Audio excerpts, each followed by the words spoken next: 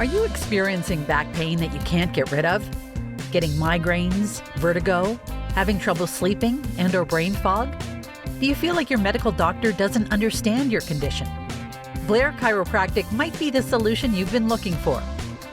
If you've ever been skeptical about this, the two doctors you're about to listen to were even more skeptical than you were when they looked into chiropractic work. But fear not.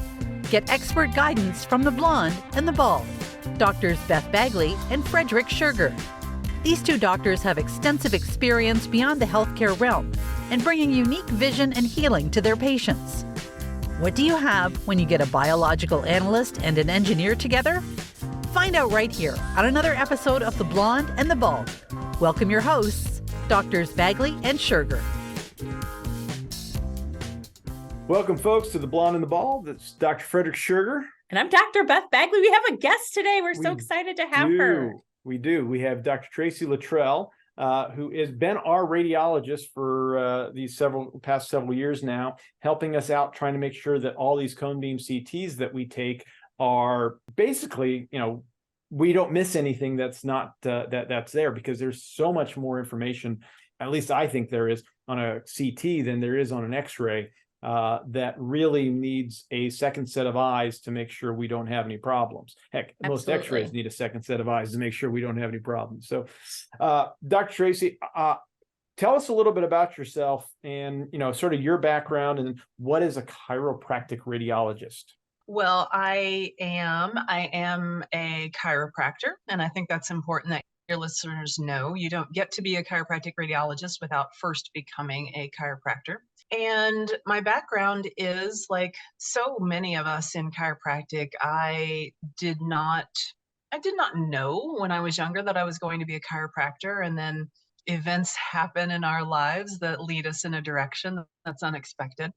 Mine was not a lifetime, but I had many, many years of low back pain when I was a pediatric and adolescent athlete, and not having a lot of knowledge or experience, and just knowing that athletes are tough and athletes put up with a lot. I lived with low back pain, and no one in my family saw chiropractors, so that wasn't on my radar at all.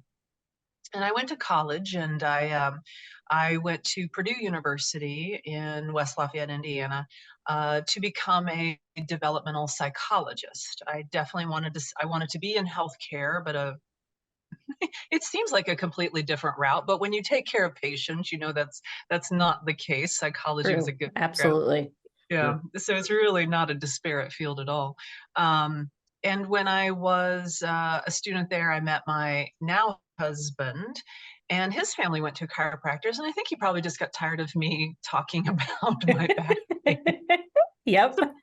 He still married me. So I went to a chiropractor for the first time when I was probably a junior or senior at Purdue.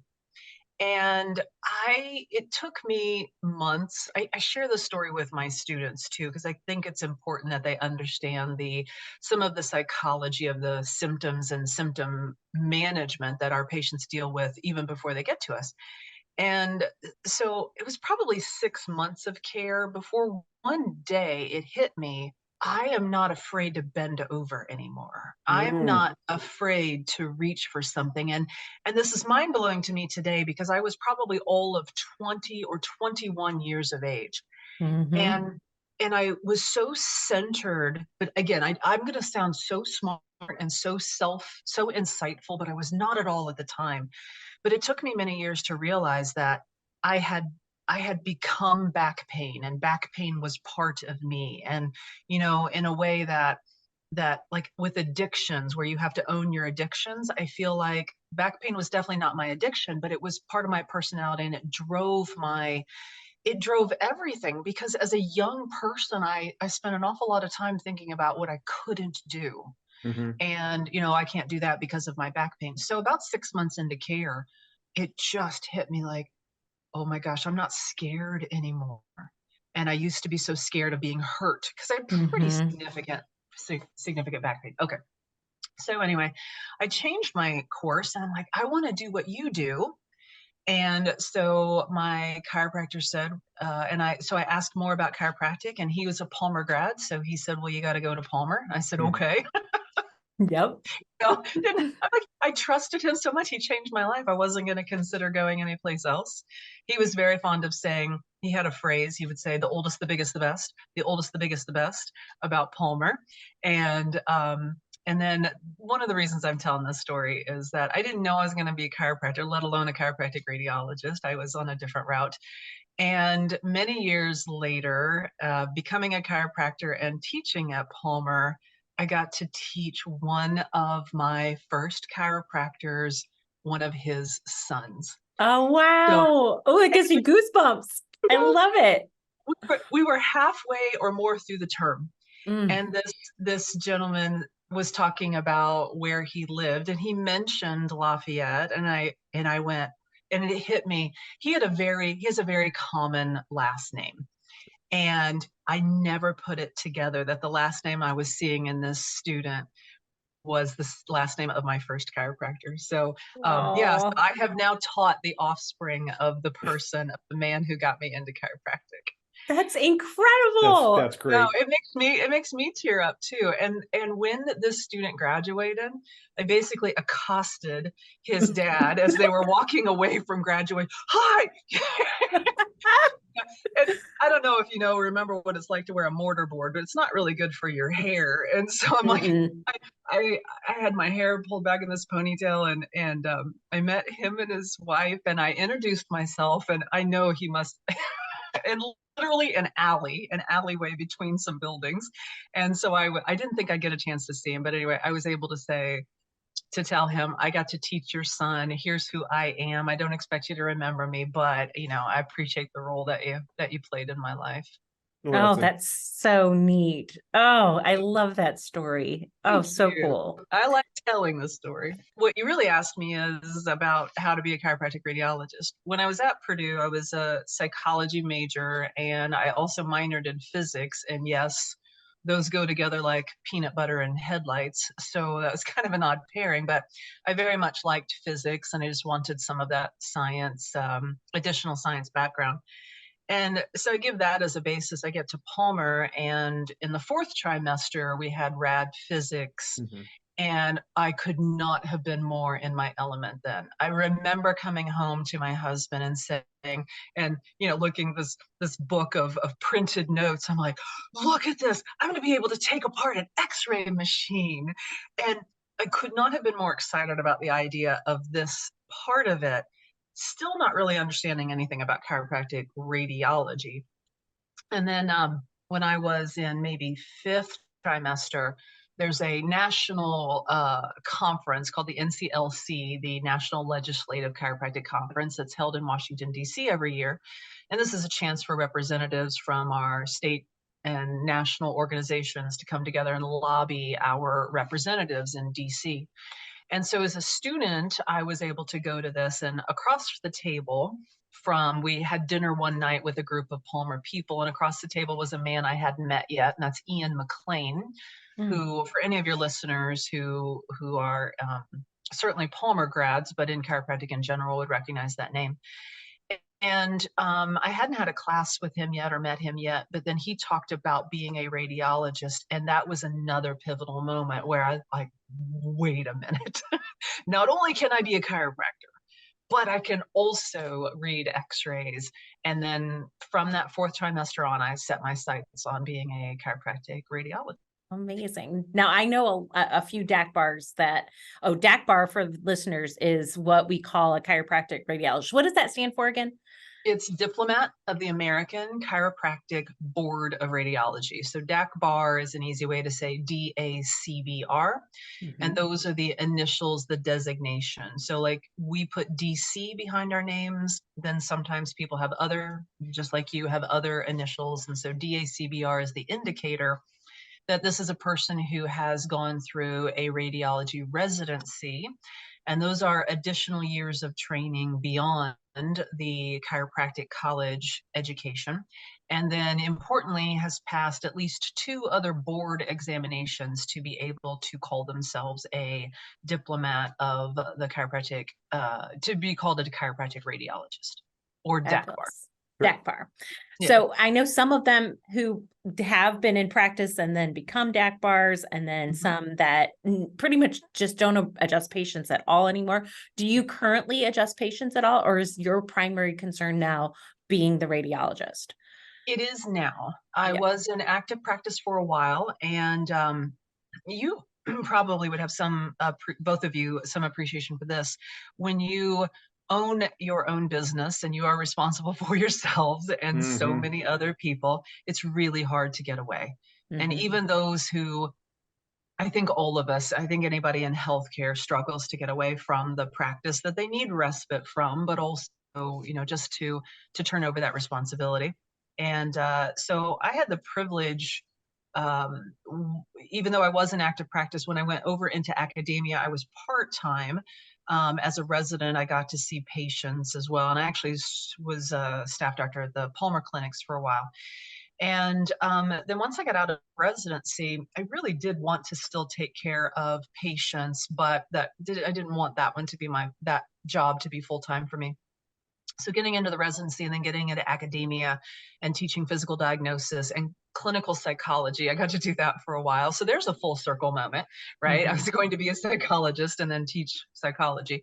I have been able in the last several years through COVID and through 2021 to do locums tenens work. And so for my area chiropractors, they sometimes would ask me to come in and cover a few days for them. And I am not a grandparent, but I feel like that's the best grandparent-like experience. That's I get to go amazing. in and I get to adjust people and I got to do the documentation, but I didn't have any of the other responsibilities of running a business. So all the fun parts of being You a get to do the chiropractor. fun yes, stuff.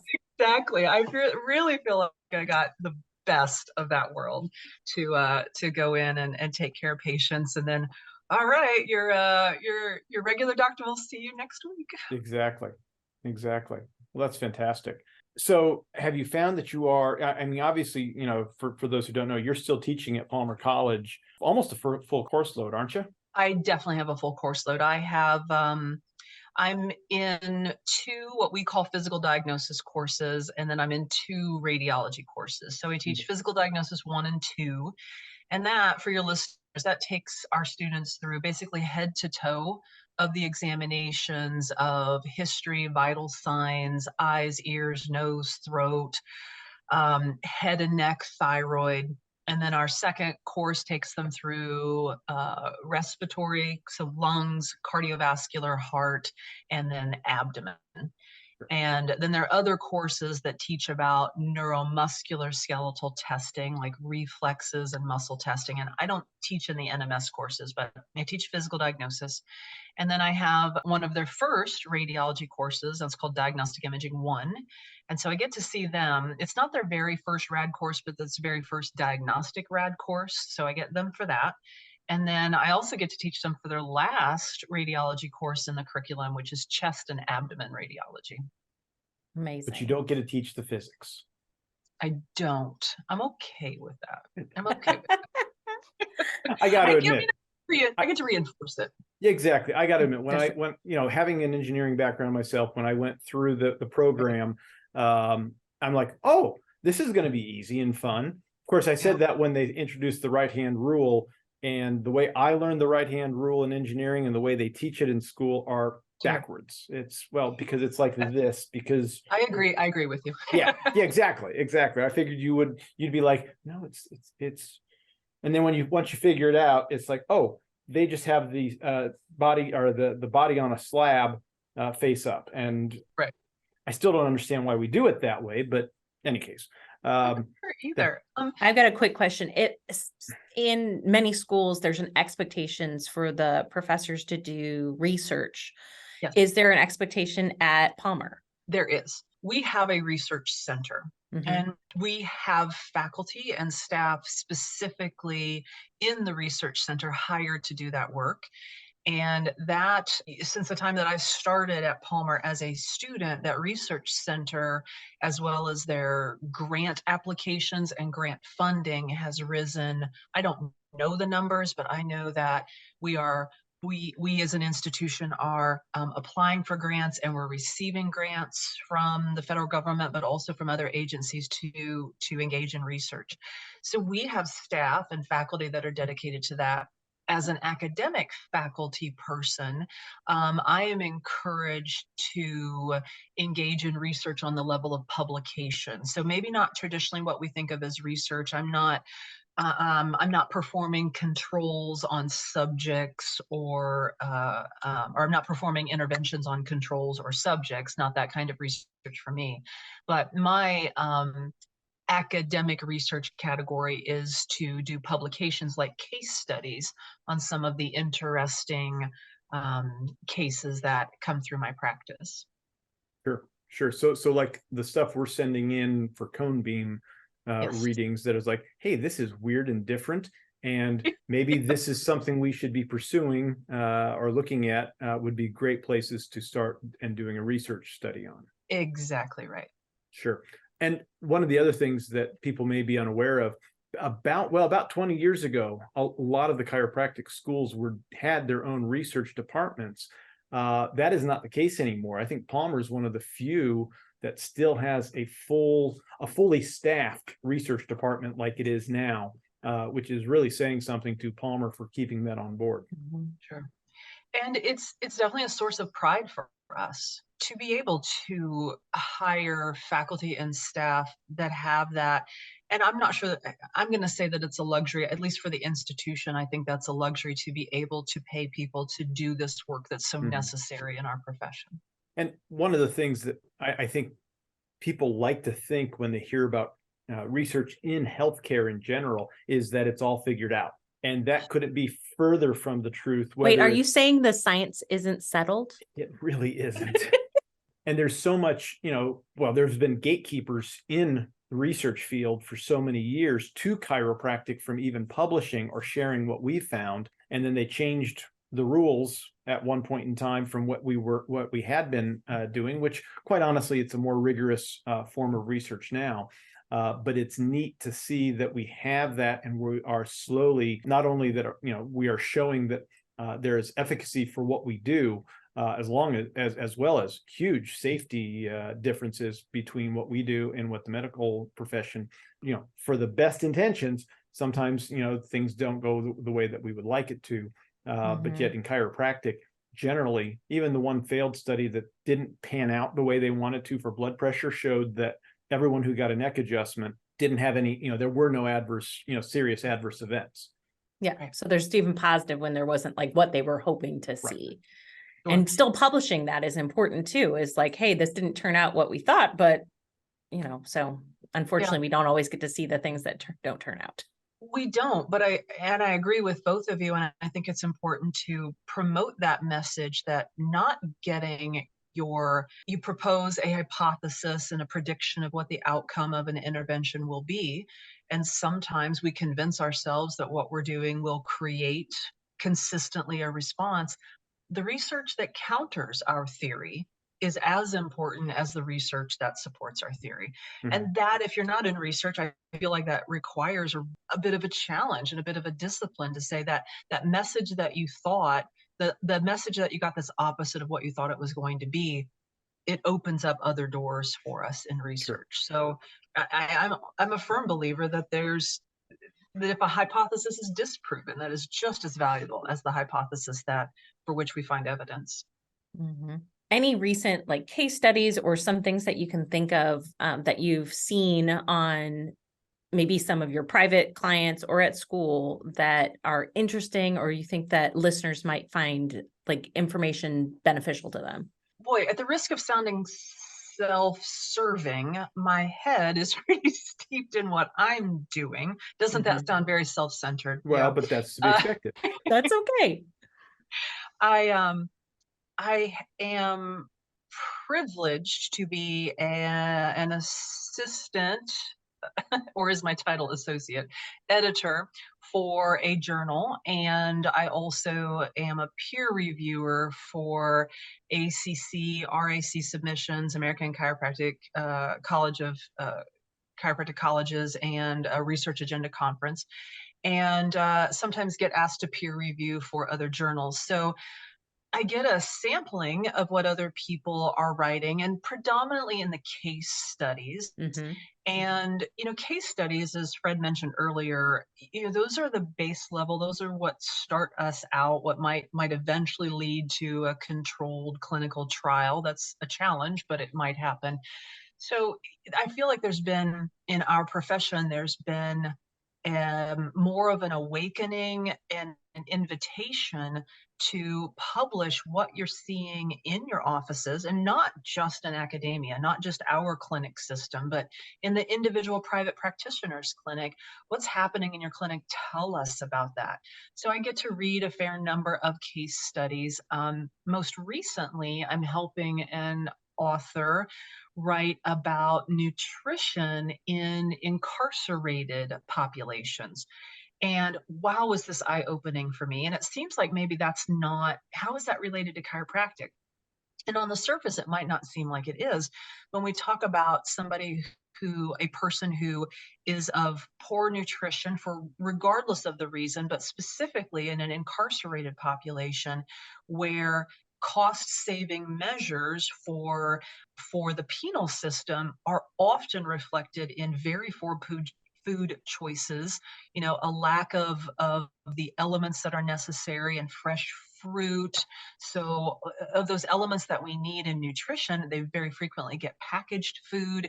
It's not of good quality, and it's not nutritionally enough to for some of the incarcerated individuals to be healthy on any level. Mm-hmm. And so in this proposal that we are looking at for publication, is to look at what are the musculoskeletal influences of poor nutrition. Mm. How does that affect the patient? That's primary. But how might it impact the way that we take care of patients? And here's an obvious one. If you have poor nutrition, possibly your bone density isn't going to be as good as it should. Now, we all know that as we age, we are going to lose some bone mass, and as a consequence of aging to some degree. But when we have poor nutrition, that gets amazingly accelerated. And then you think about an incarcerated population that might not get a lot of physical activity because they are confined, and then maybe only get out of their cells for an hour or two a day, and then maybe no opportunities to do weight-bearing activities. So it really opened my eyes to the cascade of poor health that comes from when you don't have good food available, and you don't have the opportunity to maintain your muscle strength and your bone health. Wow. I've really never considered that before, but that it's eye-opening. Yeah. And now I'm thinking like the consequences is if they want, like, their brains aren't going to work correctly either.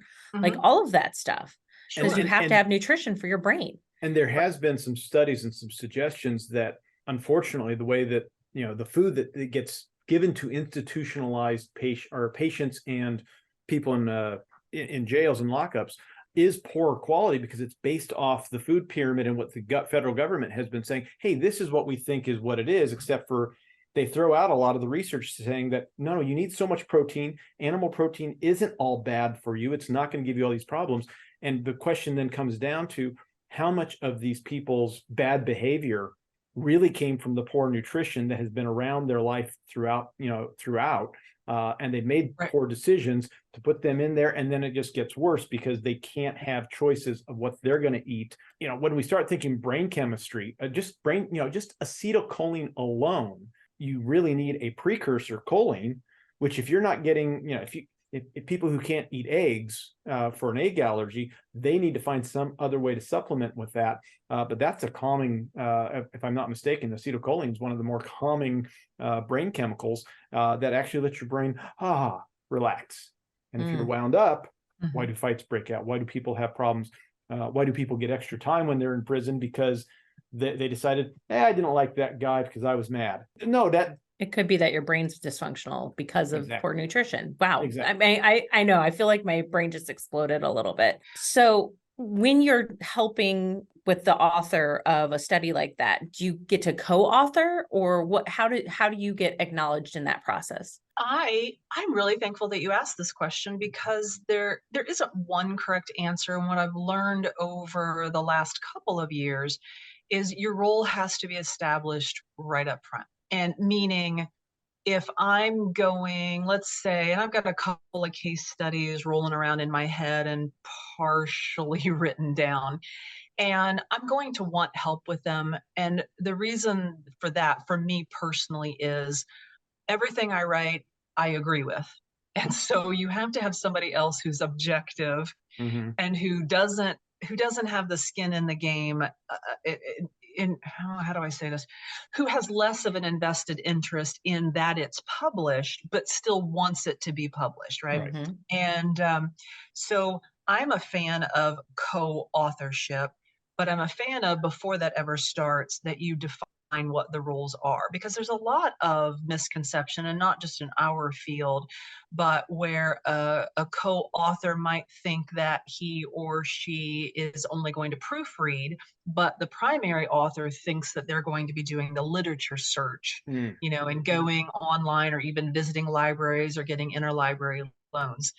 So for me as an editor, I would not be a co-author, because those are mixed roles. As an editor, I need to remain objective. I need to have the submission blinded to me, so that then it can go through my review and that review of the other assistant editors. In the journal that I am an assistant editor for, this is the Journal of the International Academy of Neuromuscular Skeletal Specialists. So it's JIANM. And we have a blinded peer review process. And so sometimes I'm one of the peer reviewers, as blinded to that, to the authors, and then run that through peer review. So it really, I see all versions of it. I see single authors and I see multiple authors. And what I hope is, before they have decided to put pen to paper or fingers to keyboard, that they've decided clearly what role each person will play. That also is important in academia, and this is a little bit of a side note, but primary authorship is weighted more heavily in terms of your promotion application. So if you want to move from a probationary faculty member, a probationary instructor, to an instructor that's past probation, then in terms of academic promotion, our next level would be assistant professor, then associate professor, and then full professor. And so primary authorship is really vital to that progression upward. But the secondary authorships, being second, third, fourth author, is also considered important. It just sits a little bit lower in the basket. And I'm glad that you asked that question, because I think that too frequently people wishing to partner together haven't thought ahead about who's doing what work. And then some conflict can result because somebody had an expectation that the other person didn't. I recently encountered this. I basically wrote the article, and I asked for somebody to review it, and I intended to grant co-second authorship for that review, but I was pretty confident in what I had. And then we had a bit of discrepancy about what percentage it should be broken down. And I thought that my peer that I wanted that help with, I thought they were claiming a little too much of a little too big a slice of the pie. And so, as I tell you, I think that's really important. It is also based on a minor mistake that I made when I was a primary author, and I didn't define the role ahead of time. It's a really good point. And then that actually crosses over lots of things. Doesn't it? But it's really important. I'm not going to learn that lesson, though. I will continue to make that mistake. I think we all do. And expectations are, they're in our head, but they have to be said out loud, whether it's a relationship or research. And all of these things, what you think it's just writing a paper, and there's so many other things going on that if you don't sort of say, hey, let's sit down and figure this out. And unfortunately, in the world of Zoom that we had to live in the past couple of years, oftentimes the conversation that you would have had about, hey, how much of, this credit do I get and that credit that you would have had in person maybe gets lost a little bit, especially if they're half a world away, if they're not, literally in the same ballpark. So. Okay, I've got a hard question. If you could wave a magic wand about like the situation around research and all that stuff and change something, what gets under your skin? What would you change about how, like, the politics of doing research or funding or people or the type of research? What do you think you would change? That is a tough question. I would like to give more than one answer. You can. Oh, absolutely. Okay. The politics of research, and I, in full disclosure, I do not work for the research department. And so I participate, I'm research adjacent in that I want to promote research and publication within our profession. Mm-hmm. And I want to support my peers in all walks of chiropractic and healthcare who wish to get the message out. But I am not doing that grunt work of grant application and shaking hands and kissing babies for the political side of it. There is an awful lot of politics wrapped up into getting grant funding, and while I'm not feeling sorry or sympathetic to chiropractic, I do believe that we've had a bit of a steeper hill to climb, and just to establish the legitimacy that what we do, in fact, needs further research. So I do acknowledge that. And I think that for me that's why we're not funded as well as some of the other professions in our research. The other aspects I would like to change specific within chiropractic is, and I'm going to make a very broad statement, but I fully acknowledge it really doesn't apply to everyone. Mm-hmm. There seems to be a bit of an epidemic that in practitioners who want to publish or who want to talk about their cases, they want to use the word prove. And they want to use case studies as proof of something, as if one case study would then demonstrate to the rest of the world what some of us have been saying for a long time about whether it's about a technique or about the need for x-rays or the utility of ultrasound, therapeutic ultrasound, whatever the aspect might be. We, as a profession, I feel like we have to be realistic that what we need is to build the base of the pyramid with many, many, many, many case studies. And then those get put together to become a case series. And then maybe we can eventually climb that pyramid to a randomized clinical trial. But you know that in our field of hands-on interventions, a true blinded or double-blinded study is nearly impossible. So we have to accept we're probably not going to reach a phase where we can do that, but maybe computer algorithms and those kind of models, computer models could establish that. I think sometimes some of us want to publish because we are on the defense about criticism that we've heard about our profession. And while if you find that personally motivating, that's good. But really, I think that we have to come to a comfort level of every bit of our experiences that we contribute to the public domain in terms of, again, broadly called research, but the evidence for what we do, whether we think it's a negative or a positive outcome, all of that helps build our future and support for what we do. And we've all been doing this long enough to realize, like, just digital imaging alone has been a game changer in terms of the information that we get. If case studies become case series, become more narrative research, I hope that we can recognize the connection, and that might develop computer programs that allow us to mock up an adjustment and see that intervention. So because I would like to take our, I think more of us should take our ego out of our publications, because when we're not immediately satisfied, then we internalize that, and we might think, well, no, here's the proof. It's not about proof. It's about evidence. About it being as objective as possible. Yeah, because every case study is at best a data point. Yes. And if we, when you're taking, tell you what, everyone's going to get this one immediately. If you get on the scale today and you look at that number and you're unhappy with that number, write it down and walk away, because you're not going to be happy with that number, but you might be happy with that number, and do it again tomorrow and the day after and the day after. And if you are saying, all right, now I'm going to track my calories and I'm going to change, what I'm eating. And next week, you can weigh yourself on Friday morning after Thanksgiving, but you're not going to be happy with that number because you ate grandma's pies, plural.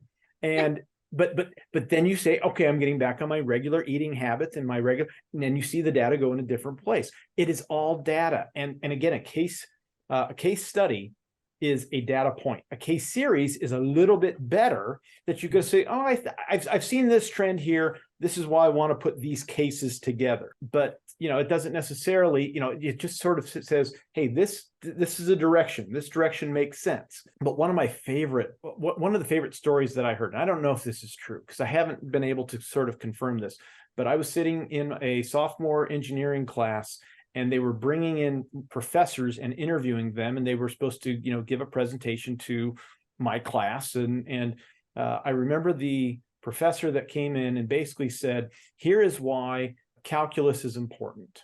And he basically said, the B-2 bomber design, the wing design that, looks so cool and futuristic and UFO-y, was at an optimal for the first derivative. And folks, if you understand calculus, that means it's it's at its peak. The problem is they never did the second derivative. And that's telling you whether or not it's the best peak or the lowest peak. And in fact, it was actually the lowest. So this is where, science is interesting, and you can figure this stuff out. But if you don't have the data to do the math to figure out, hey, is that a positive or is it a negative? And in this case here, it was a negative. But of course, the federal government decided, hey, we're going to put billions of dollars into that. And it's like, did you check the next thing? No. But it does look really cool. It really does look cool. It really does. I'm not going to say it doesn't look cool. I'm just saying that there are better designs that could have been out there. Anyways. You're right. It looks cool. It was amazingly intimidating. And who didn't want to get in one of those things, right? Yeah, Mm-hmm. right. I've ever walked up next to one of those, but they're amazing. Exactly. But I'd rather get into an SR-71 and all of the technology that went into that thing, because that thing is just wicked crazy. The things they figured out on that, again, it's an engineering feat, but they were able to run data, and you have years of engineering to figure out an airplane. Unfortunately, we have not had the I don't want to say scientific minds, but the approach sort of got lost after Dr. Palmer passed away, and nobody really carried on the research for several years. And then we started saying, hey, let's do some research. And there was no funds to do research by modern day standards, which is huge. So, but no, I completely agree. Everything is about case study. People want to prove something, and I joke about the immune study that we did recently. At the end of the day, I saw 10 patients that all had an improved immune response after their adjustment. So what can I say definitively? Odds are pretty good. If I adjust somebody, their immune response is going to go up. I can say that. Dr. Bagley can't. I mean, she does the same thing that I do, and I've trained her. But I didn't do it. But you didn't do the study. My favorite. And I don't know, Doc, did you remember some of the fire back and forth and the criticisms of the Bacchus blood pressure study? I don't remember enough in detail. I mean, I'm certainly aware of it. Right. I want you to keep going, but that was a good example is the oversimplification of that, because that was the title, the headline. Yes. And another example of our ego, I feel like we have felt not just second place to other healthcare providers, but like 15th place. And so we're grasping on everything that we see as a potential positive and owning it, but we're also misinterpreting it. And we're, and exactly writing these inflammatory headlines about proof. Okay. So yes, I remember some of it. So the funny thing was, and I would go to a NUCA conference as a non-NUCA doc, and they were like, oh, they're going to do it with toggle recoil. And they all sort of laughed, and they're like, that's never going to work. And I'm just like, you have no evidence that it's never going to work, first. And second, at the end of the day, I remember getting on there was one doc that did all of these adjustments that brought these blood pressures down. And at the end of the day, he was probably the best, in that group of upper cervical docs. I got it on an elevator with him as we're going back up to the conference after lunch. I'm going to tell you right now, my blood pressure went through the roof just standing next to that man. So, the question becomes, how do you have these, when you ask the question, does NUCA improve blood pressure, or did Dr. Dick Holtz Sr., because of his adjustment and his years of practice, do the job? So that is, again, we've got to sort of define that. And like you said, sometimes the ego gets in the way. So I was taught by him, and I'm like, hey, can you clear him out as well? Yeah, it has to be repeatable. And if it's not, we can't claim it as proof. It's not proof. Yeah. Okay, I have a kind of a separate question. Right. So both Dr. Schurger and I use CBCT in our office, and you as a radiologist, it's kind of a newer technology for chiropractors to use, but CT is not a newer technology for radiologists. So what's the differences in visualization for you between just a typical CT scan and a CBCT scan? Okay. So as you have discussed before, if you send a patient for a CT of their chest or abdomen or spine even, they are likely to go to an imaging facility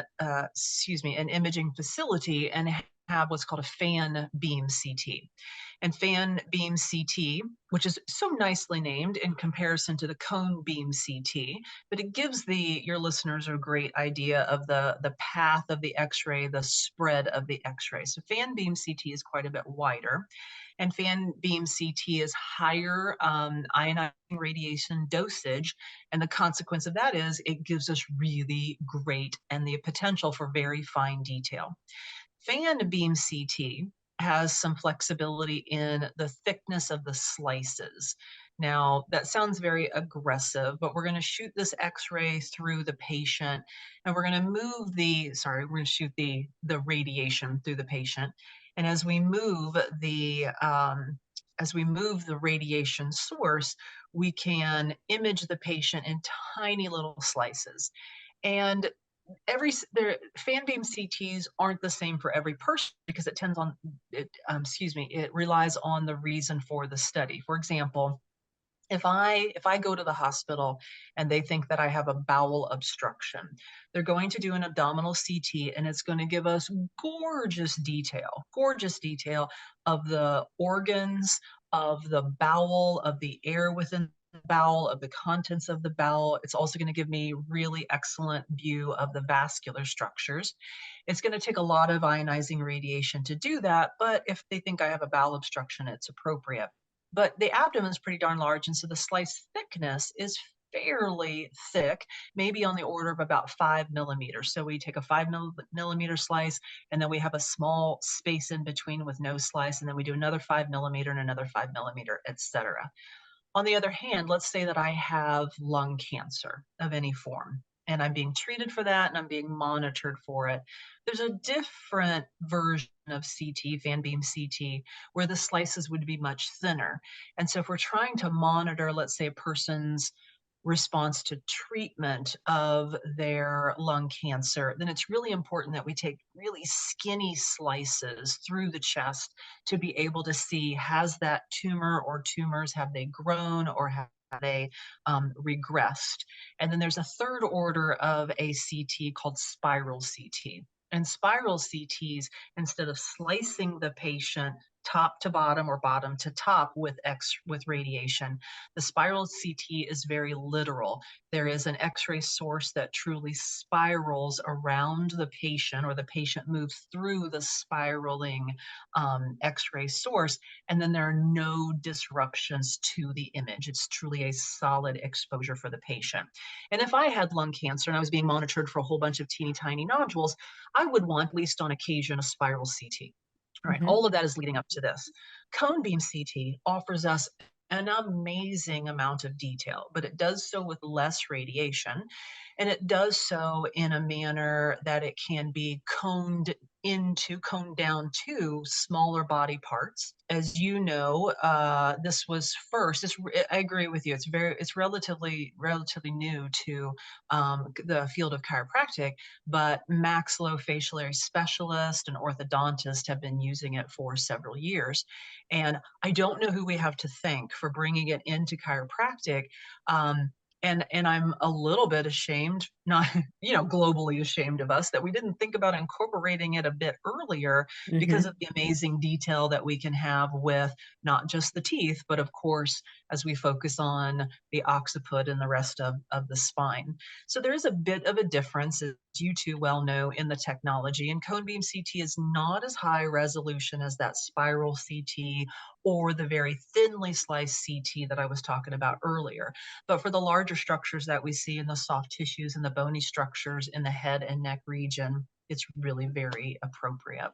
Yep. And what's exciting is I was talking maybe about, I think a year ago with one of the manufacturers of not the cone beam that we never necessarily have in our office, but one that is a little bit more, I don't know, I wouldn't say advanced. They're certainly a little bit higher dollar as far as what they're doing, but they are working, they've been doing one that just moves up and down, and they figured out, hey, I can splice these together. Well, now they're figuring out that they can do a much actually larger array and do the whole body, and they're figuring out how to do that. And I think once that happens, we're going to see so many changes, both in orthopedics and in the regular chiropractic field, almost immediately and almost overnight. I think it's going to be really exciting when those changes come in. And I think we do have Dr. Jake Hollowell, who was over in Italy when he figured out that cone beam CT would work for what we're doing. So he is sort of our pioneer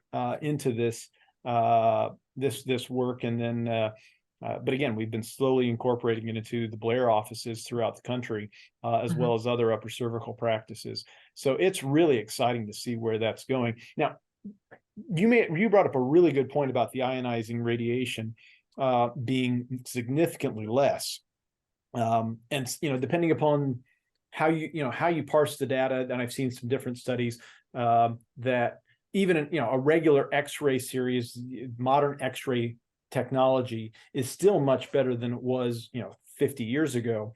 But I want to sort of get your take, because there seems to be this back and forth about all ionizing radiation is bad, and then there seems to be this new approach that suggests maybe we shouldn't get too bent out of shape about when we need to make a clinical decision.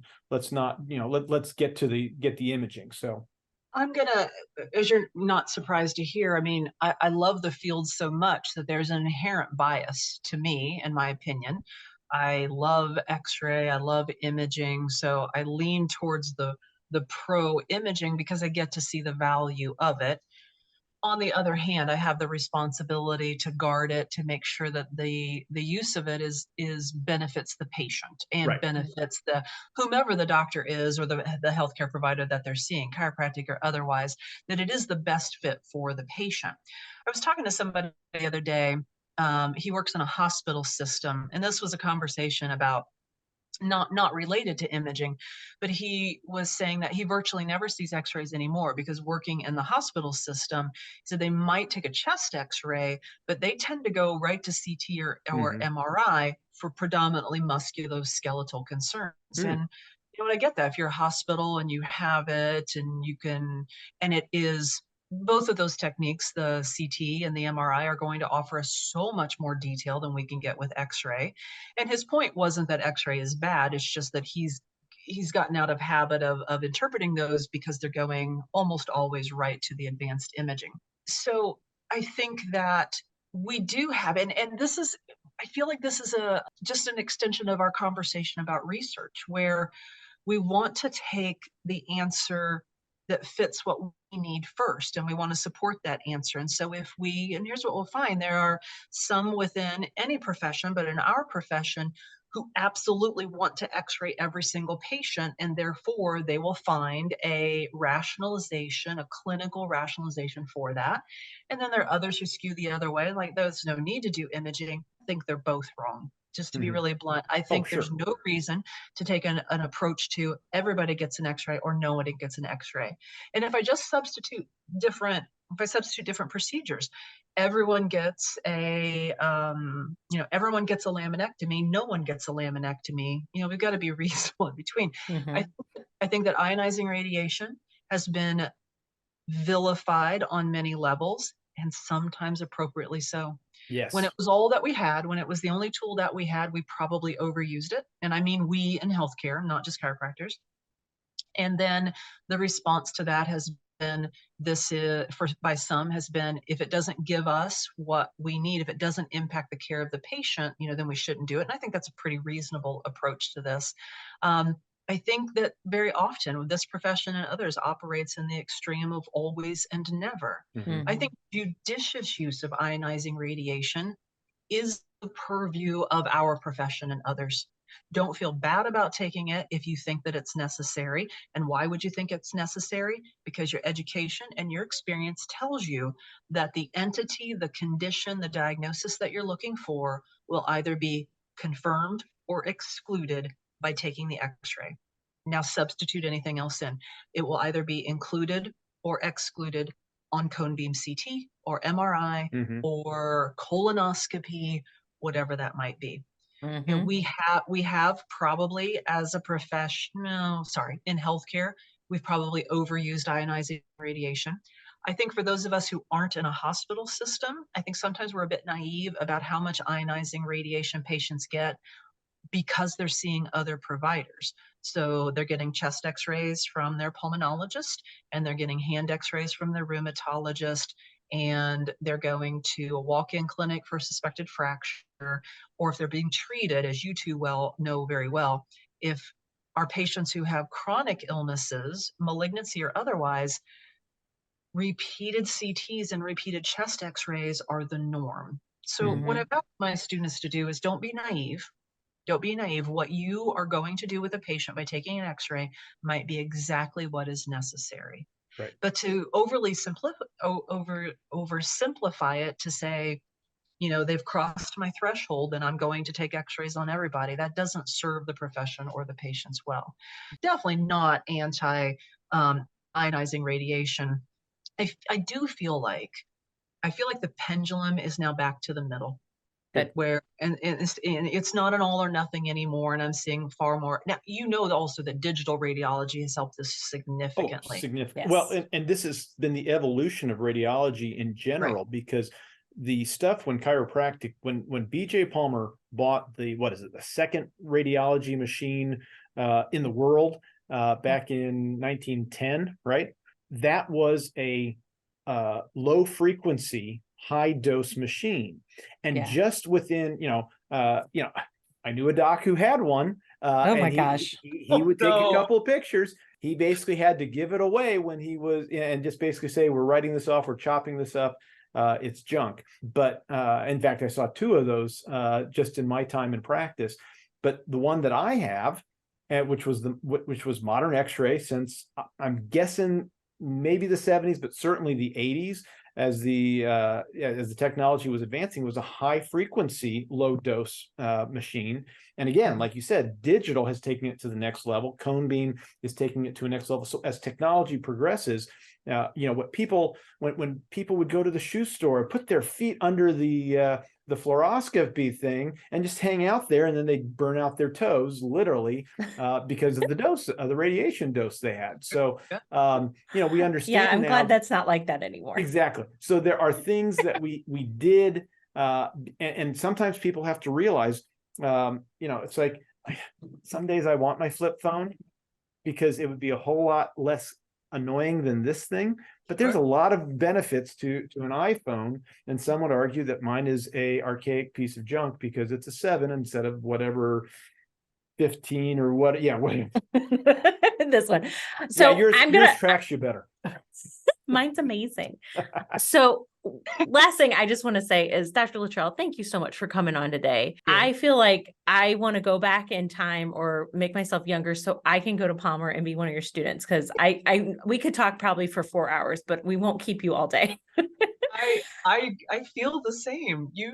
come to my lectures. I'll come to you. We should definitely hang out. That sounds so much fun. We're going to keep Fred out of it, though. This is just That's you fine. and me, right? Just you and that's me, fine. Tracey. Yeah, It's just you and me. So last thing is there, first of all, is there anything that you just want to convey to the listeners? And second of all, any one thing you could give, like a little piece of why it's so amazing for someone to come to Palmer and be a student there? Oh, wow.